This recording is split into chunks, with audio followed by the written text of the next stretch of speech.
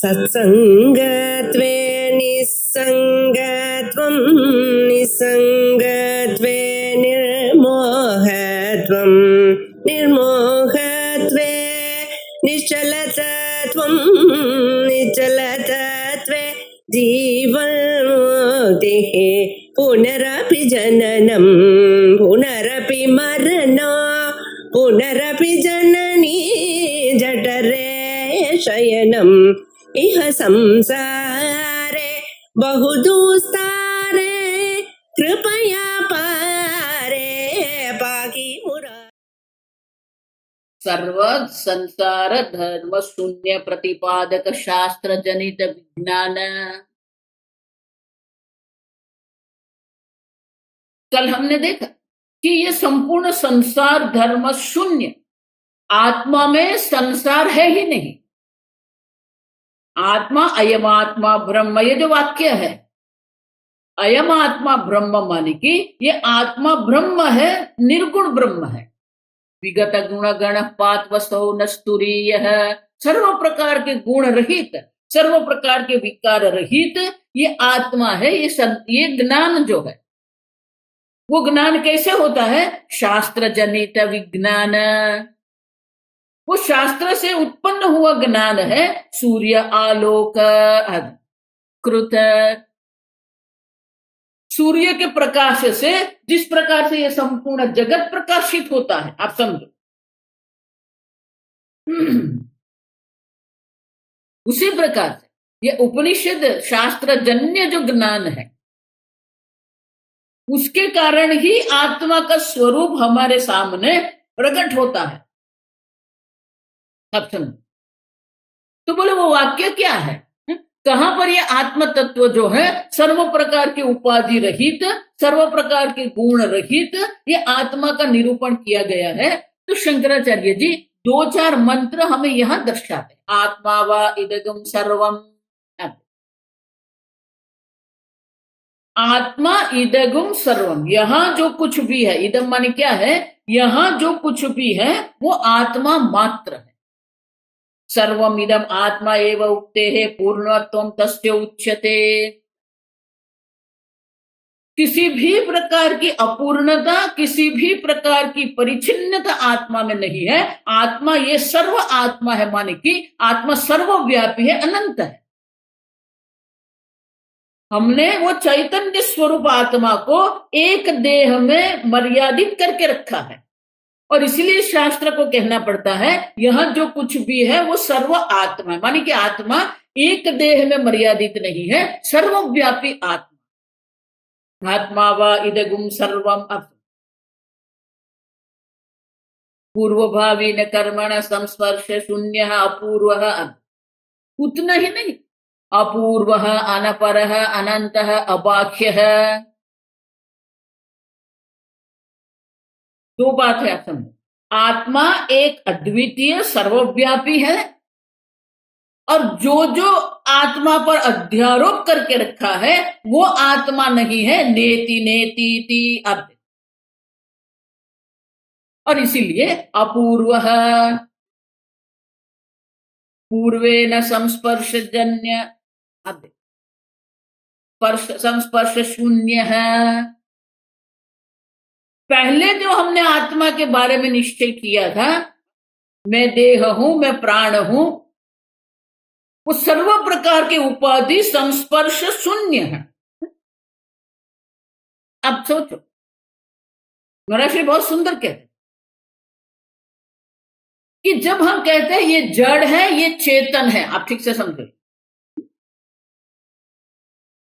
तो जड़ और चेतन दो आप जो कह रहे हैं, अब देखो, ये पुस्तक है, ये मेरा हाथ है, तो पुस्तक और हाथ जो दोनों अलग है।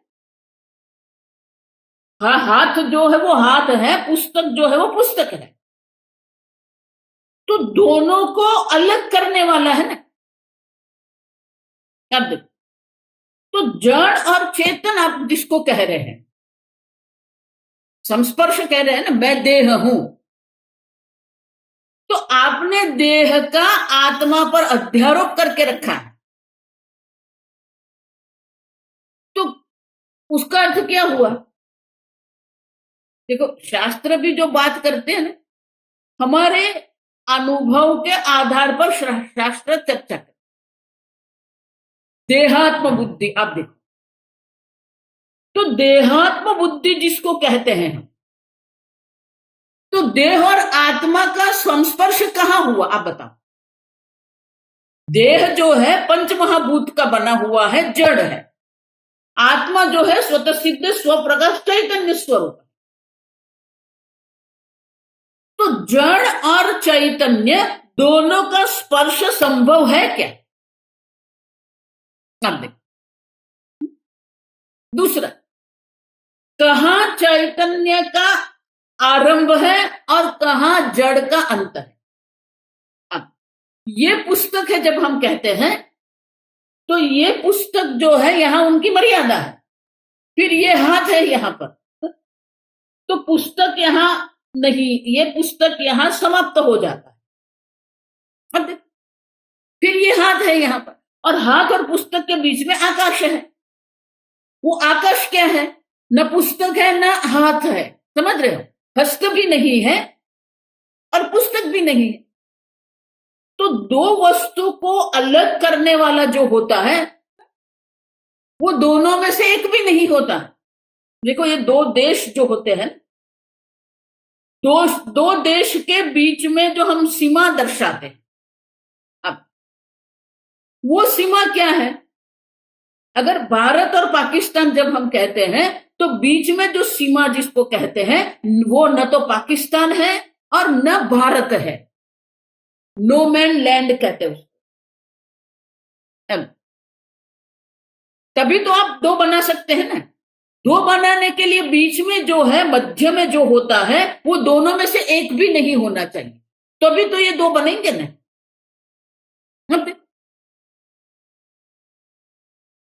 तो आत्मा और देह आप दो कह रहे हो, तो कहां देह का अंत है और कहां आत्मा चैतन्य का आरंभ है? आप समझ रहे हो? अब जड़ और चेतन आप जो कह रहे हैं, तो जड़ और चेतन का भेद आपको दर्शाना पड़ेगा। वो भेद कहां पर है? संस्पर्श शून्य शून्य है। अब किसी भी प्रकार का कोई स्पर्श है ही नहीं।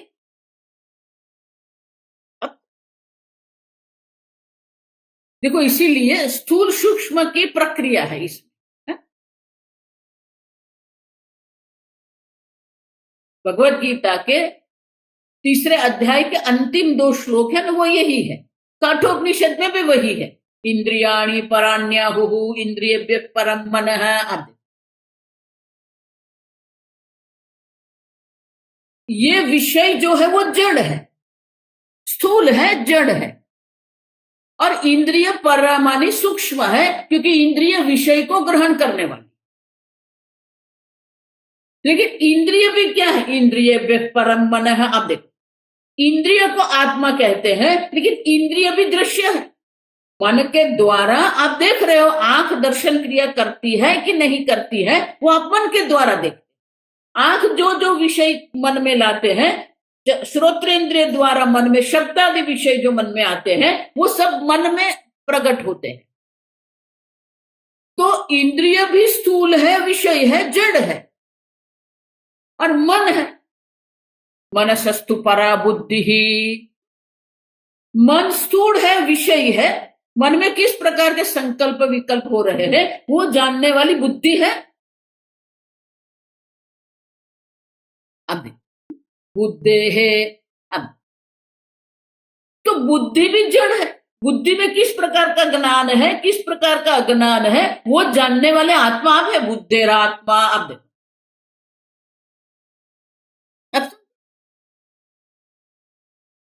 तो बुद्धेर अव्यक्त अव्यक्त पुरुष पर। कठोपनिषद में क्या कहते? ये बुद्धि से भी पर सूक्ष्म जो है वो अव्यक्त अवस्था है, कारण अवस्था है। बुद्धि कार्य है, वो उनका कारण जो है,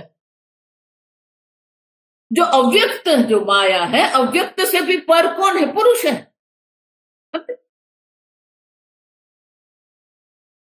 पुरुषान्न परां किंचित सा काष्ठा सा परागति ही। आप जो पुरुष आत्मा है वही एक है, उससे अन्य कुछ है ही नहीं। आप समझो, पहले आप कहते हो जड़ है चेतन है, फिर आप भेद कर रहे हो। लेकिन वो जड़, वैतथ्य प्रकरण में हम क्या सिद्ध कर रहे हैं, ये जड़ वस्तु है ही नहीं, फिर आपको भेद बुद्धि कहां से आएगी? संस्पर्श शून्य है। अब समझो, कहां पर आप सीमा बनाएंगे कि ये जड़ है और ये चेतन है? कोई सीमा नहीं। क्यों? आत्मा वा इदगुम सर्वम, या जो कुछ भी है वो क्या है? आत्मा मात्र है। अच्छा, देह आत्मा है, आत्मा देह नहीं। देखो ये वाक्य अगर समझेंगे तो वेदांत है। देह आत्मा है क्योंकि आत्मा से भिन्न देह नाम की कोई वस्तु नहीं है। घट मिट्टी है, घड़ा मिट्टी है, लेकिन मिट्टी घड़ा नहीं है। उसी प्रकार से देह आत्मा है, आत्मा देह नहीं है। इंद्रिय आत्मा है, आत्मा इंद्रिय नहीं है। प्राण आत्मा है, आत्मा प्राण नहीं है। मन आत्मा है, आत्मा मन नहीं है। बुद्धि आत्मा है, आत्मा बुद्धि नहीं। अहंकार आत्मा है, आत्मा अहंकार नहीं। अव्यक्त आत्मा है, आत्मा अव्यक्त नहीं। संस्पर्श शून्य है ही नहीं। किसका स्पर्श आपको हो? यहां जो कुछ है वो आत्मा मात्र है, आत्मा से भिन्न अन्य कुछ भी नहीं है। समझ, इसीलिए 7वें अध्याय में भगवान क्या कहते हैं? मत्ता परतर नान्य किंचित, मुझसे अन्य कुछ है ही नहीं। अर्थ, यहां जो कुछ है वो ईश्वर मात्र है। जिसको जड़ कहते वो भी ईश्वर मात्र है, जिसको चेतन कहते वो भी ईश्वर है। ये पुस्तक हम जड़ कहते हैं, ये शरीर चेतन है। लेकिन यहां कुछ भी है वो सर्व आत्मा मात्र है, आत्मा से भिन्न अन्य कुछ भी नहीं है। अगर कुछ है तो स्पर्श हो सकता है। आप समझ रहे हो? संस्पर्श शून्य। अपूर्व है। अपूर्व किसको कहते हैं? पश्चात भाविना कार्येण संबंध विदूर है। अपूर्व, जो पहले होता है उसे कारण कहते हैं, जो बाद में होता है अनपर, जो बाद में होता है उसको कार्य कहते हैं। अपूर्व है। पश्चित भाविना कार्येण संबंध विदुर, विदुर हमारे विना। क्या आत्मा, ये सर्व आत्मा है तो क्या आत्मा ये सर्व का कारण है? अपूर्व है। आत्मा किसी का भी कारण नहीं। आत्मा में अपूर्व कारण भाव नहीं है। आप समझो,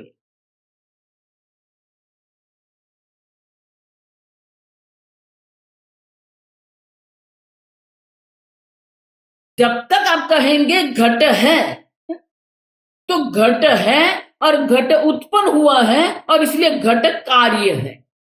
कारण कौन है? मिट्टी कारण है। अब देखो, जब तक आप घड़े को स्वीकारते हो, कार्य को स्वीकारते हो, तब तक मिट्टी कारण है। देखो यहां तक सब बात ठीक से चलती, बाद में सब वेदांती लोग भी गड़बड़ करते। आप समझो, घट जो है, घट है आप कह रहे हो। देखो इसलिए मैंने आगे कहा, आपके अनुभव के आधार पर शास्त्र चलते। आप कहते हो कि घड़ा है तो शास्त्र कहते हैं कि मिट्टी कारण। लेकिन अब आप एक सोपान आगे चलिए। मिट्टी से भिन्न घड़े नाम की वस्तु है क्या? नहीं है। तो घड़ा है। अब देखो, जो सत्ता जिसको कहना है मानी सत्ता, तो सही में वहां घड़ा है क्या? वाचारंभणम विकारो नामधेयम। आपकी वाणी में घट शब्द है। आप देखो, वाग आलम्बन मानी क्या है? आपकी वाणी में घट शब्द है। बाहर आप देखेंगे, आप विश्लेषण करेंगे तो बाहर आपको क्या मिलेगा? घट मिलेगा या मिट्टी मिलेगी? मृत्तिके तेव सत्यम। आप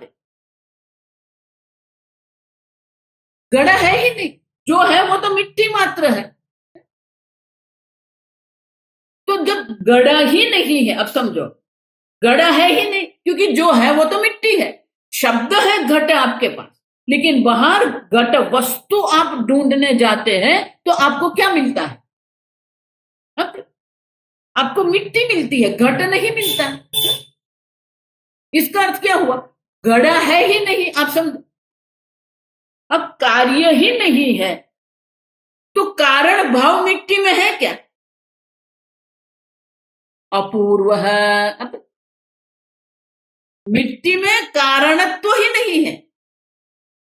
जब तक आप ये जगत का अनुभव करते रहते हैं, ये जगत को सत्य मान के चलते हैं, तब तक हमें कहना पड़ता है कि ये ईश्वर जगत कारण है। लेकिन जब जगत ही नहीं है तो कारणत्व भी विश्व ब्रह्म में जो हम कहते हैं जगत कारणम ब्रह्म, वो भी क्या है? मिथ्या है। कारणत्व भी मिथ्या, अपूर्व माने कि ब्रह्म में कारण भाव भी नहीं है, कारण भाव भी मिथ्या है, अनपर है। अनपर मानी बाद में, बाद में मानी कार्य। आप समझो, पहले पूर्व मानी कारण है, बाद में जो होता है उसको कार्य कहते हैं। तो वो भी नहीं है, कारण भी नहीं है, कार्य भी नहीं है। कार्य कारण रहित, अपूर्व, अनंतर है। अब देखो, कार्य कारण अस्पृष्ट, उभय कल्पना अधिष्ठानत्वेन। दोनों कल्पना है, कार्य भी कल्पना है, कारण भी कल्पना है। अधिष्ठान चैतन्य की दृष्टि से देखते हैं तो कार्य जगत जिसको हम कहते हैं वो भी मिथ्या है, और कारणत्व जो ब्रह्म में है वो भी मिथ्या है। जो सत्य है वो क्या है? चैतन्य स्वरूप आत्मा जो है वही एक सत्य है। अपूर्व, अनपर, अनंत। अनंत क्यों अनंत है? क्योंकि कोई मर्यादा करने वाला, मर्यादा करने वाली कोई वस्तु है ही नहीं। अद्वय है, दूसरा है तो मर्यादा रहेगी नहीं। अद्वय है,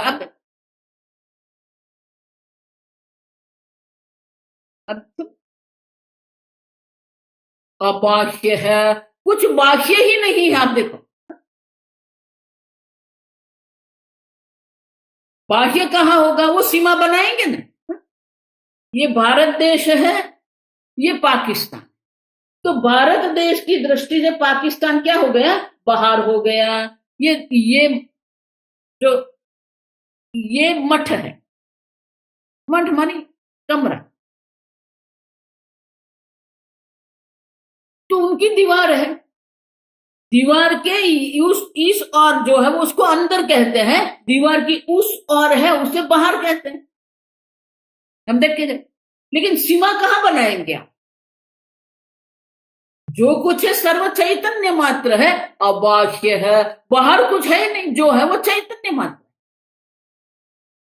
बाहर अंदर की बात कब होती है? जब आप सीमा बनाते।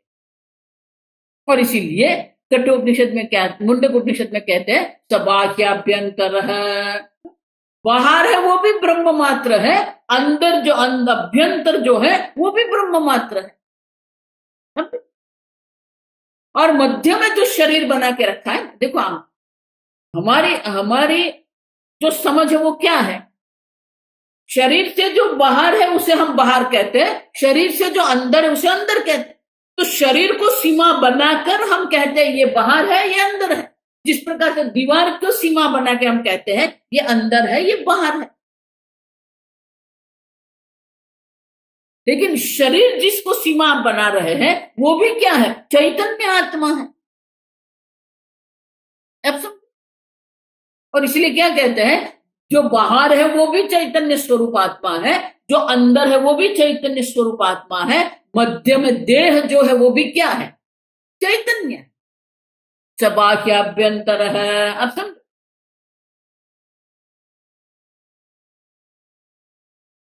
कुछ भी नहीं है। अजह जन्मादि संबंध अभावे कारणम अविद्या संबंध राहित्यम। जन्म रहित अजह। अब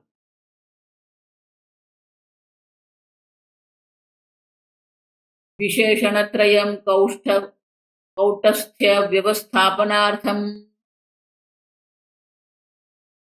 ये जो हम विशेषण दर्शाते, अजरः, अमरः, अमृतः, अभयः, आदि, तो ये विशेषण जो है किसके लिए है? अजरः, जहां जरा अवस्था नहीं है, जरा माने वृद्धावस्था। अमरः, जहां मृत्यु नहीं। अमृतः, क्यों? जन्मादि संबंध अभावे कारणम अविद्या संबंध राहित्यम दर्शयति। अभयः, जन्म मृत्यु है, विकार है, तो भय है। जरा अवस्था का भय कहां रहेगा? जब देह में अहम बुद्धि करके आप बैठेंगे तो वो वृद्धावस्था आपका भय का कारण बन सकती है।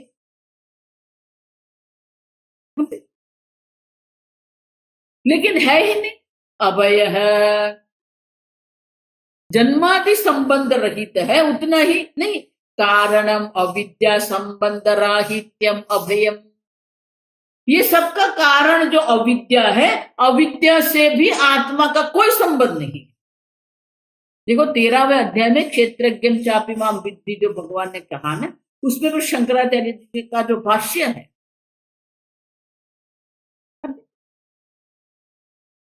अविद्या ही नहीं है। आप समझो, आपने अपने ऊपर ये अध्यारोप करके रखा है, मैं अज्ञानी हूं, मैं मृत मरते हूं, मैं दुखी हूं। अब आत्मा चैतन्य स्वतः सिद्ध स्वप्रकाश है। जिस प्रकार से सूर्य में अंधकार संभव नहीं है, उसी प्रकार से स्वतः सिद्ध स्वप्रकाश चैतन्य आत्मा में अविद्या संभव नहीं है। आप समझ, अविद्या संबंध राहित्यम, कोई संबंध नहीं है।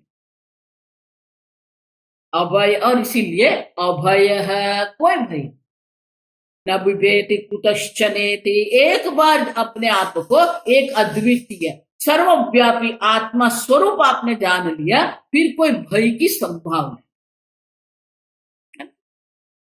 न विभेति कुतश्चन।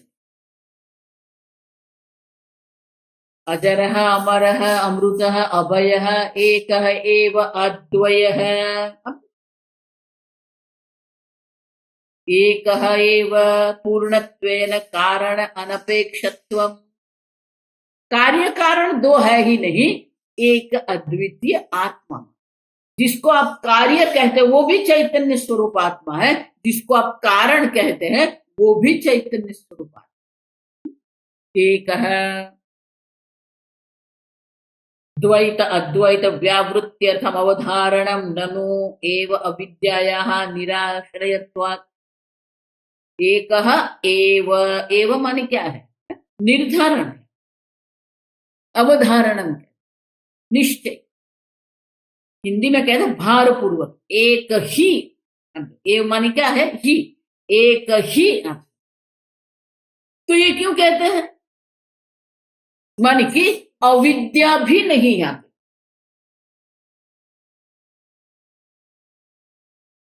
एक ही है, दूसरा है ही नहीं। अब सब अद्वय है, न अविद्या है न विद्या है, न कार्य है न कारण है। देखो यही प्रश्न नचिकेता का, अन्यत्र धर्मात् अन्यत्र अधर्मात् अन्यत्र कृताकृताच्च। जो कृत कार्य अकृत कारण, जो कार्य कारण रहित है, जो धर्म अधर्म से भी पर है। भूतात् भविष्यात् अन्यत, जो भूतकाल भविष्य काल वर्तमान काल से भी अन्य, जो कालातीत जो है।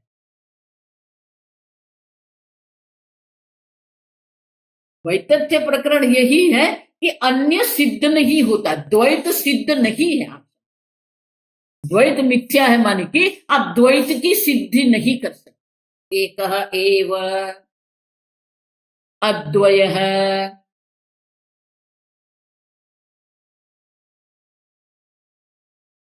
अविद्वद्दृष्ट्या तस्याः तत्र प्रवेशेऽपि वस्तुदृष्ट्या नासौ तस्मिन् प्रविष्टुं प्रभवति, तत्सृष्ट्वा तदेवानुप्राविशत।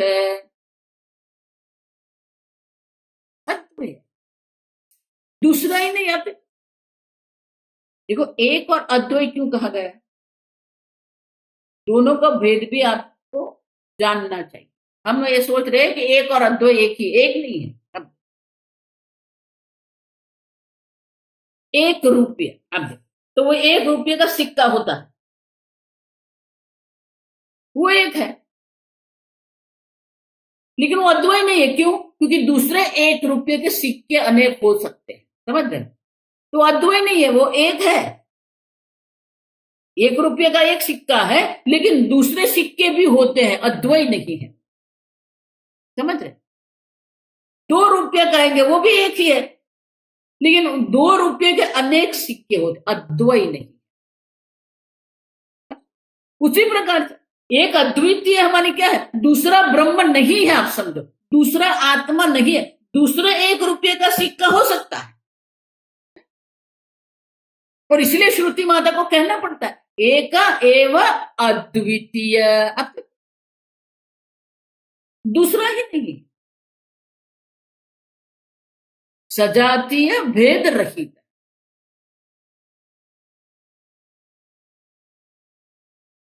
एक रुपये का सिक्का, दूसरा 1 रुपये का, तीसरा 1 रुपये, वो सजातीय है। तो अद्वय मानी सजातीय भेद रहित। एक मानी क्या है? विजातीय भेद रहित। एवकार मानी क्या है? स्वगत भेद रहित। आगे हम देखते गए ऐसे। एक मानी विजातीय भेद रहित है, एव मानी की स्वगत भेद रहित है, और अद्वय मानी सजातीय भेद रहित। दूसरा ब्रह्म नहीं है। अद्वय मानी कि दूसरा आत्मा नहीं। ये क्यों कहते हैं? क्योंकि सांख्यवादी क्या कहते हैं? आत्मा अनेक है। आगे सब आएगा। आत्मा अनेक है क्या? अद्वय है। जिस प्रकार से 1 रुपये के सिक्के अनेक हो सकते हैं, उसी प्रकार से आत्मा क्या अनेक है? अद्वय है। दूसरा आत्मा ही नहीं है। हम देख के गए अन्य चेतन अप्रमाणत्वम, दूसरा चैतन्य सिद्ध होगा क्या? आत्मा स्वतः, आप एक अद्वितीय चैतन्य स्वरूप आत्मा है, तो चैतन्य दूसरा सिद्ध नहीं होता है। वो जो सिद्ध हो जाएगा परत सिद्ध है, स्वतः सिद्ध नहीं। और इसलिए क्या कहते हैं? अजरः अमरः अमृतः अभयः एकः एव अद्वयः इति। आत्मा से भिन्न अन्य कुछ नहीं है, एक अद्वितीय आत्मा मात्र, ब्रह्म एव इदगम सर्वम। देखो ये मंत्र है, आप समझो। देखो इसलिए पिछले जो हमारा हुआ था आगम प्रकरण, तब अंत में हमने 12 मंत्र देखे थे। वो मंत्र याद रखो। ब्रह्म एव इदम सर्वम, यहां जो कुछ है ब्रह्म मात्र, एक अद्वितीय ब्रह्म मात्र, अन्य है ही नहीं। जिसको हम मिथ्या कहते हैं, मिथ्या का अर्थ क्या है? मिथ्या का अर्थ है कि वो नहीं है। घट मिथ्या है माने कि वो है ही नहीं। ये जगत का वैतथ्य हम सिद्ध कर रहे हैं, जगत ही नहीं है आप। लेकिन आत्मा तद्वद आत्मा विकल्पितः। आगे कहा 17वें कारिका में कहा कि इसी प्रकार से, जिस प्रकार से रज्जु पर अनेक प्रकार की कल्पना की जाती है, उसी प्रकार से ये जीव की कल्पना की गई है, उसी प्रकार से ये जगत की कल्पना की गई है। आत्मा पर अनेक प्रकार के विकल्प है। एब्सेंट। तो वो आत्मा पर जो विविध प्रकार के जो विकल्प किए गए, वो अब हमें दर्शाते। अब आत्मा पर अनेक विकल्प जो करके रखे। आत्मनः द्वितीयत्वे कथम अनेकैः भावैः तस्य विकल्पितत्वम्। अगर आत्मा एक अद्वितीय है तो ये अनेक प्रकार के विकल्प आए कहां से? अगर एक अद्वितीय आत्मा ही है, एक ही चैतन्य स्वरूप आत्मा है, तो ये अनेक प्रकार के विकल्प कहां से आए? तो उसके लिए आगे की कारिका हमें दर्शाते। 19वीं कारिका। प्राणादिभिरनन्तैश्च प्राणादिभिरनन्तैश्च भावैरेतैर्विकल्पितः भावैरेतैर्विकल्पितः। भावैरेतैर्, तै के बाद र बोल, रेफ बोलना है, बी के ऊपर रेफ है। हाँ मतलब भावैरेतैर्विकल्पितः भावैरेतैर्विकल्पितः मायैषा तस्य देवस्य मायैषा तस्य देवस्य यया सम्मोहितः स्वयं यया सम्मोहितः स्वयं। प्राणाभिः अनन्तैः च भावैः एतैः विकल्पित। आत्मा प्राण मन बुद्धि विज्ञान देह, इस प्रकार से अनंत विकल्प के द्वारा आत्मा कल्पित किया। अनंतैः भावैः एतैः अनंतैः भावैः प्राणादिभिः विकल्पितः आत्मा। अब आत्मा का अनेक विकल्प करके रखा है। 5 कोश जो हम कहते, पंच कोश जिसको हम कहते हैं, वो सर्वसामान्य 5 विकल्प है। सर्व मनुष्य अपने को देह मानते हैं, प्राण मानते हैं, मन मानते हैं, विज्ञान मानते हैं, आनंद मानते, अज्ञान। स्वामी जी उसको अंग्रेजी में यूनिवर्सल मिस्टेक। ये 5 प्रकार की जो विकल्पना है वो सर्वसामान्य। मैं देह हूं, अब सर्वसामान्य विकल्प है, सर्वसामान्य अध्यारोप है। विकल्प माने अध्यारोप। लेकिन एक बार मैं देह हूं, ये सर्वसामान्य अध्यारोप करने के बाद बाकी जो अध्यारोप है वो व्यक्तिगत अध्यारोप। अब देखो, मैं स्त्री हूं, मैं पुरुष हूं, मैं भारतीय हूं, मैं गुजराती हूं, मैं गोरा हूं, मैं काला हूं, मैं ऊंचा हूं, मैं लंबा हूं, अब मैं मोटा हूं, मैं पतला हूं। सर्वसामान्य है देह। अन्नम ब्रह्मेति व्यजान, अन्नमय को अहम मान लिया। विकल्प, एक विकल्प। वही विकल्प में क्या है? अनंतैहि भावैहि। उसी प्रकार से मैं प्राण हूं एक बार कह दिया, फिर अनेक प्रकार के विकल्प होते रहते। मैं मन हूं कह दिया, फिर अनेक प्रकार के विकल्प होते रहते। अब सब, और इसलिए गौड़पादाचार्य जी कहते हैं प्राणादिभिः अनंतैहि भावैहि विकल्पितः आत्मा। विकल्पित माने आरोप अध्यारोप करके रखा है। आत्मा पर अनेक प्रकार के विकल्प हमने बना के रखे हैं। तो बोले ये विकल्प हुए कैसे, ये अध्यारोप हुआ कैसे? अगर आत्मा एक अद्वितीय है तो अध्यारोप हुआ कैसे? आप देखो, माया एषा तस्य देवस्य। वो जो देव, जो स्वतः सिद्ध स्वप्रकाश चैतन्य स्वरूप आत्मा है, उनकी माया ही है ये सब। क्या है? ये जितना भी अध्यारोप है, जितना भी विकल्प है, वो क्या है? एषा माया। ये भगवान की माया है, जिसके कारण ये सब विकल्प विकल्प हो गए हैं। और वही विकल्प में क्या हो गया, यया सम्मोहित स्वयं, वो देव ने ही माया बनाई, माया की कल्पना करके, ये सब कल्पना करके वो स्वयं ही सम्मोहित हो गया।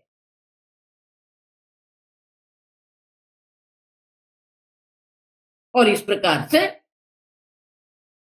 अपने अपने आप में ही हम क्या करते रखे। देखो यही तो विरोधाभास है ना।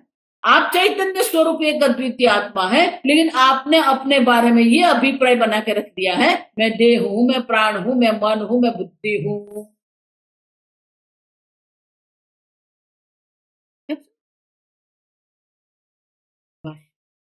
यदि आत्मा एकः एव इति, यदि आत्मा एकः एव इति निश्चयः, निश्चयः कथं प्राणादिभिः, कथं प्राणादिभिः अनन्तैः भावैः, अनन्तैः भावैः एतैः, एतैः संसारलक्षणैः, संसारलक्षणैः विकल्पितः, विकल्पितः इति, इति उच्यते। आप अगर कह रहे हैं, यदि अगर आप कह रहे हैं कि आत्मा एक अद्वितीय है, तो ये प्राणादि भी अनंत ही विकल्पित है, संसार लक्षण ही कथम, तो फिर ये सब कल्पना कैसे हुई। अगर एक अद्वितीय आत्मा मात्र है, अन्य कुछ है ही नहीं, तो ये प्राणादि की जो विकल्पना मानी अध्यारोप जो आत्मा पर बना के रखा है, वो अध्यारोप आया कहां से। उच्यते, उच्यते माने दूसरी पंक्ति में गौड़पादाचार्य जी स्वयं उनका उत्तर देते, माया, माया ए शृणु, शृणु माया एषा, माया एषा तस्य, तस्य, तस्य आत्मनः देवस्य, आत्मनः देवस्य यथा माया विना, यथा माया विना विहिता, विहिता माया गगनम अति विमलम, माया गगनम अति विमलम कुसुमितैः, कुसुमितैः सफल, सफल पलाशैः, पलाशैः तरुभिः, तरुभिः आकीर्णम् इव करोति, आकीर्णम् इव करोति तथा इयं, तथा इयं अपि देवस्य माया, अपि देवस्य माया यया, यया अयं स्वयं अपि मोहितः, अयं स्वयं अपि मोहितः इव, मोहितः इव मोहितः भवति, मोहितः इव मोहितः भवति मम माया दुरत्यया इत्युक्तम्, मम माया दुरत्यया इत्युक्तम्।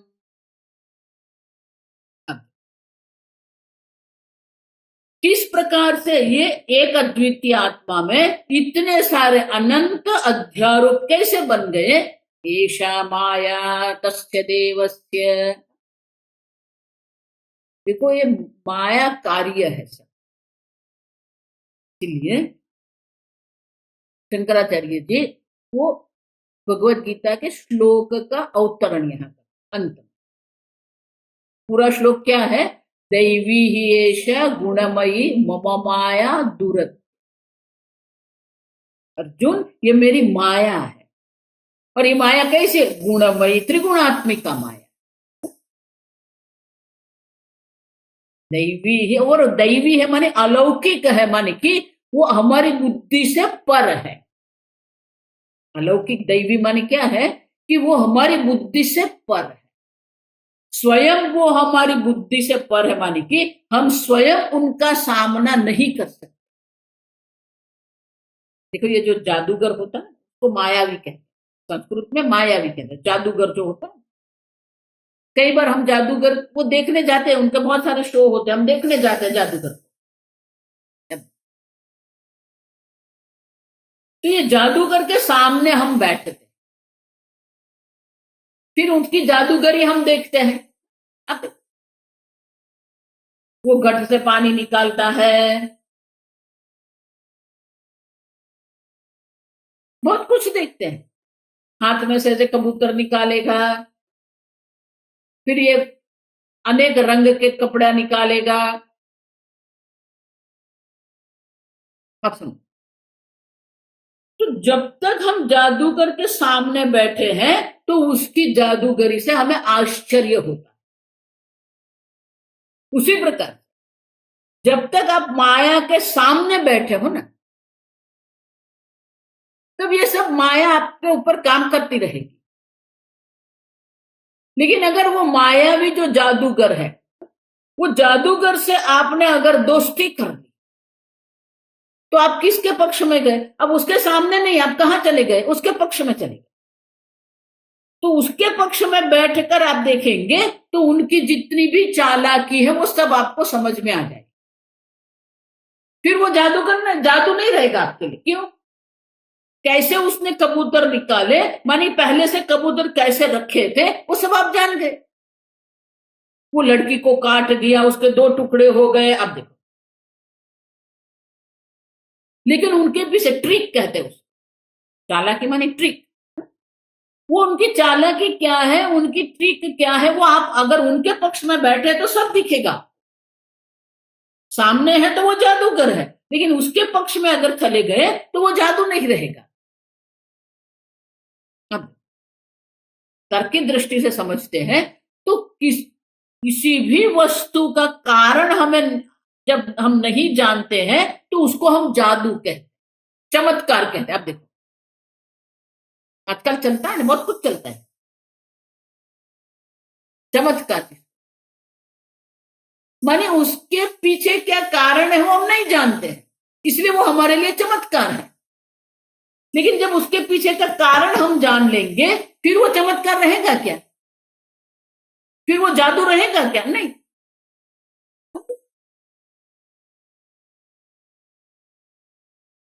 तो जादूगर के सामने आप रहेंगे, माया के सामने आप रहेंगे, तो ये माया सब करती रहेगी। लेकिन माया जो है वो माया स्वतंत्र है नहीं।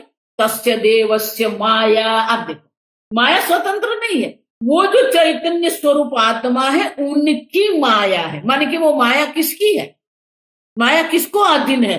वो देव जो परमात्मा है उसके अधीन माया। माया स्वतंत्र नहीं है। तस्य माया, आप देखो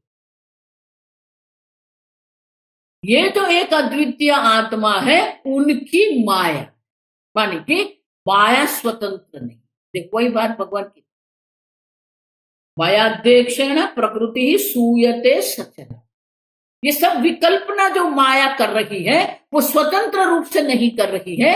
मेरे अध्यक्षता में, मेरे सानिध्य में माया ये सब कल्पना कर, मानी माया स्वतंत्र नहीं है। माया का अपना अस्तित्व किसके आधार पर है? मायावी पर है।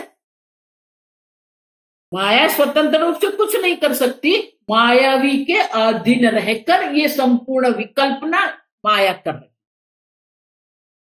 पर इसलिए भगवान वहां क्या कहते हैं? अब देखो वही शंकराचार्य जी यहां वो अवतरण उतना ही क्यों किया है? मम माया दुरत्य, मम माया मानी माया स्वतंत्र नहीं है, माया मेरे अधीन है।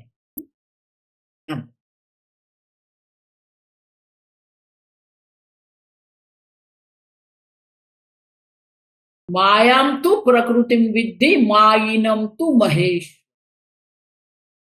माया प्रकृति है, माने कि माया में जगत की विकल्पना करने की संभावना, लेकिन वो स्वतंत्र है नहीं। मायावीनम महेश्वरम, जो ईश्वर जो है वो मायावी है। मायावी माने कि जो माया को अपने वश में रखने वाला। अब तस्य देवस्य माया एषा, माया स्वतंत्र नहीं है, मम माया दूर। तो जब तक आप माया के सामने रहेंगे ना, तब ये सब गड़बड़ चलती नहीं। दुरत्यया, भगवान कहते हैं उसको पार करना संभव नहीं, अत्यंत कठिन है। दुरत्यय माने कि उसको पार करना अत्यंत कठिन है। जिस प्रकार जादूगर से हमने दोस्ती कर दी तो जादू नहीं रहा, उसी प्रकार से हमें भी क्या करना है? जो मायावी है उससे आप दोस्ती कर लो, उसकी भक्ति। इसलिए भगवान क्या कहते हैं, मामेव ये प्रपद्यन्ते मायामेतां तरन्। तो अनुवाद पढ़ने से कुछ समझ में नहीं आएगा, शास्त्र श्रवण करने से ही समझ में आता। इसलिए भगवान क्या कहते हैं, तू मेरे पक्ष में आता है, लेकिन हम संसार के पक्ष में ही बैठे रहते हैं, ईश्वर के पक्ष में जाते ही नहीं है। आप समझना, हम किस पक्ष में बैठे हैं, तो संसार में ही बैठे। जिस प्रकार के जादूगर के सामने हम बैठे हैं, उसी प्रकार से ईश्वर के सामने हम बैठे हैं। इसलिए माया काम करती रहेगी। यया सम्मोहित, अब ये मोहित क्यों हो रहे हैं? मायावी के शरण में आप जाइए। मामेव ये प्रपद्यन, एवकार है वहां पर, एवकार माने भार पूर्वक है।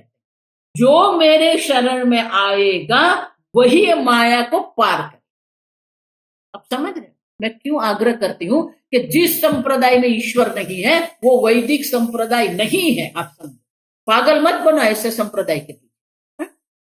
भले उनके पास करोड़ है, भले उनकी व्यवस्था बहुत बड़ी है, भले उनके करोड़ नहीं 5 करोड़ भी उनके अनुयायी है, लेकिन जहां ईश्वर नहीं है वो वैदिक संप्रदाय नहीं है। अब दूसरा, वैदिक संप्रदाय में कहीं पर भी व्यक्ति पूजा नहीं, कहीं पर भारद्वाज मुनि के मंदिर नहीं बने हैं, कहीं पर व्यास भगवान के मंदिर नहीं बने हैं, कहीं पर पिपलाद मुनि के मंदिर नहीं बने।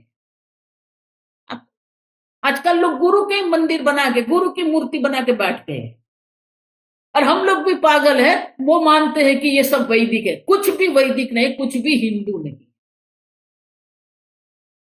माम एव प्रपद्यन्ते, जो ईश्वर के शरण में जाता है, जो ईश्वर के पक्ष में बैठता है, वो माया को पार कर सकता। जब ईश्वर ही नहीं है तो किसके शरण में वो जाएंगे? आप समझ, ये सब अनिश्वरवाद है। ईश्वर को स्वीकारते ही नहीं है वो, गुरु को ही ईश्वर बना के रख दिया है। आप समझो, ये सब हिंदू धर्म नहीं है। भले वो मंदिर बनाएंगे, उतना ही नहीं, वो गुरु के गायत्री मंत्र बना के आपको उल्लू बना रहे हैं। मैं ये कुछ गलत नहीं कह रही, मैं नाम नहीं बोलूंगी। ऐसे बहुत सारे संप्रदाय हैं जिन्होंने अपने गुरु के नाम पर गायत्री मंत्र बना के रख दिया, अपने गुरु की मूर्ति बना के रख दिया है, और वही मूर्ति की पूजा कर। ऐसे आपको बहुत बड़े बड़े आश्रम मिल जाएंगे। इसलिए मैं कहती हूं कि बाह्य देखाव से, बाह्य जो दिखावा है उससे प्रभावित मत हो जाइए। उनका सिद्धांत क्या है वो देखिए। लोग बाह्य, इसके पास इतनी गाड़ी है, इतना बड़ा आश्रम है, इतने बड़े अन्य, ये सब बाह्य है। ये सब वित्तेषणा, पुत्रेषणा, लोकेषणा है। अब तो हम उसके पीछे पड़ते हैं। बाह्य व्यवस्था से कोई वस्तु सिद्धांत नहीं बनती है, कोई वस्तु वैदिक नहीं बनती। इसलिए भगवान स्पष्ट रूप से कहते हैं, मामेव ये प्रपद्यन्ते मायामेतां तरन्। जब तक वो माई जो परमात्मा है उनके शरण में आप नहीं जाएंगे, उनके पक्ष में आप नहीं बैठेंगे, तब तक ये माया जो है उसको आप पार नहीं कर सकते। कोई भी व्यक्ति स्वतंत्र रूप से माया पार नहीं कर सकता। ईश्वर के अधीन रहने से ही माया पार हो, आप समझो।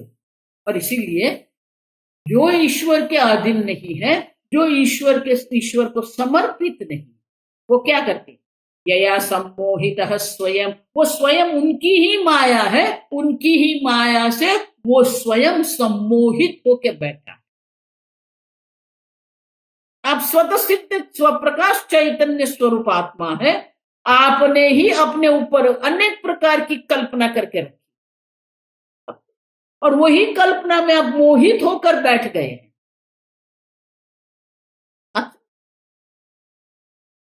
ऐसे मोहित होके बैठे, ये मेरी पत्नी, ये मेरा घर, ये मेरा आश्रम, ये मेरे शिष्य, ये मेरी वित्त।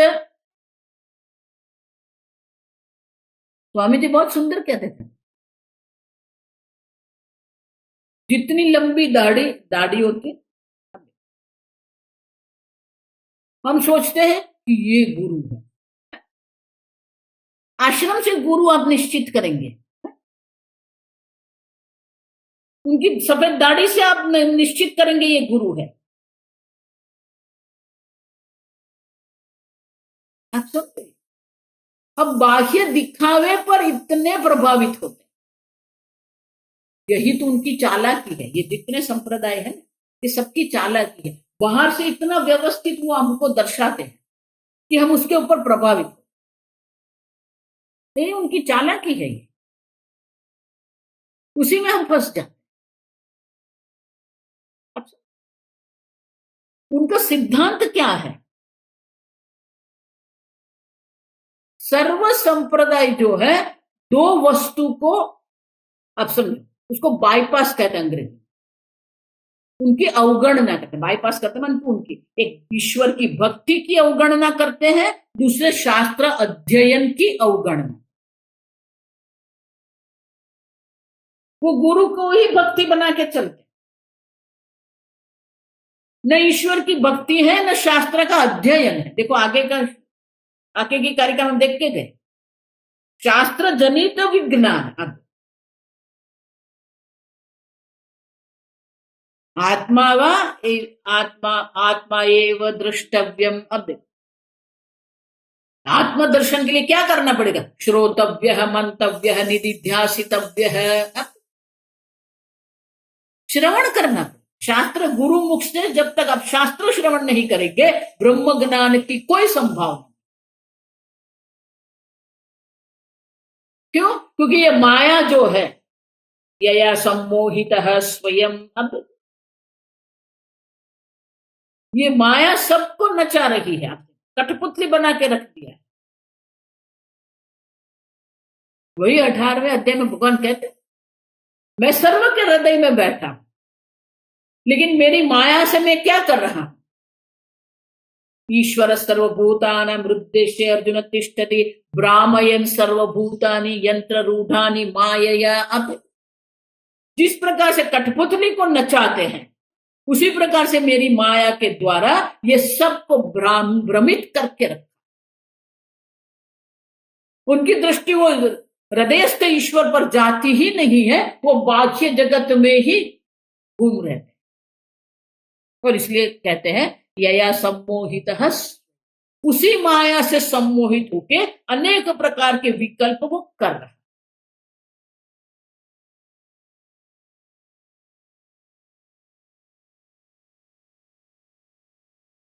ओम असतो मा सद्गमय तमसो मा ज्योतिर्गमय मृत्योर्मा अमृतंगमय। ओम पूर्णमद पूर्णमिदं पूर्णात् पूर्णमुदच्यते पूर्णस्य पूर्णमादाय पूर्णमेवावशिष्यते। ओम शांति शांति शांति। हरि ओम। श्री गुरुभ्यो नमः। हरि ओम।